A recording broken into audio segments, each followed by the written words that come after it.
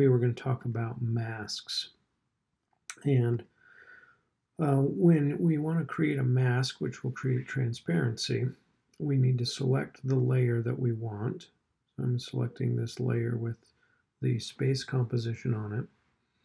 And when it's selected, when we use our pen tool or one of our shape tools here, when we draw here, it will create a mask.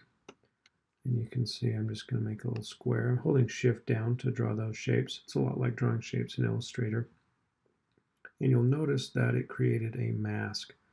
And that mask has some options in terms of its ability to, we can adjust the path and the feather and the opacity and the expansion. So opacity is whether it reveals or conceals. And these are independent from the entire layer. And you'll also notice that if we do any of the transform tools, the mask is included with that. So if I change the position, you can see that the mask also moves with that layer if we use the main transform tools on that particular layer. But in this case, we can also change the mask path. So if I wanted to say, let's change these two endpoints. So I'm just going to hit my mask path here. And you can see I can click, I'm holding Shift on both of those, and then move our timeline down. Hold Shift down.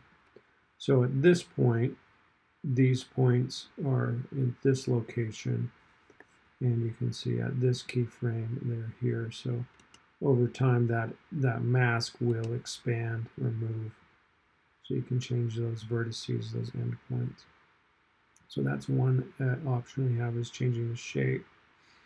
The other is the feathering edge. You can see right now the feather is at 0, and so this mask is nice and sharp.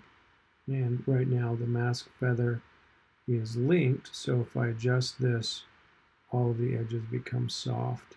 You can expand and contract that softness the way that feathers across that whole edge. Now, if I only wanted it to be on one of the axes, you can see that we unclick that link, and that'll do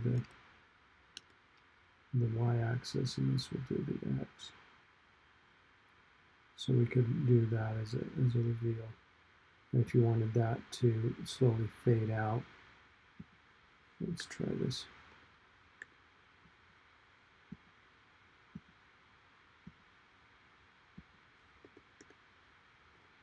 So what I'm going to do is move these endpoints.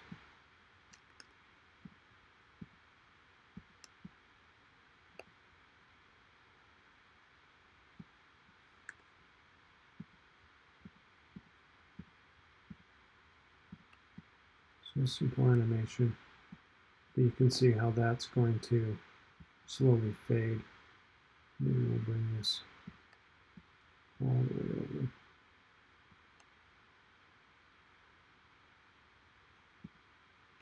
So you can see that that will slowly fade, and that edge is soft as it moves over. And we can also animate that, so if you want that to become soft, you can keyframe that as well. So that's an important little factor, is the basic use of masks. Now we can add other masks to it. So if we are, again, our space layer is selected, let's say I wanted to add a star option, you can see that that created a second mask, and we can adjust that as we see fit. So if we wanted to make that work, we can. So each time we draw something new on there, it will create a new mask. If you want to delete it, you just select that and hit delete, and it will delete that particular mask. Those will give you an additional option with selective transparent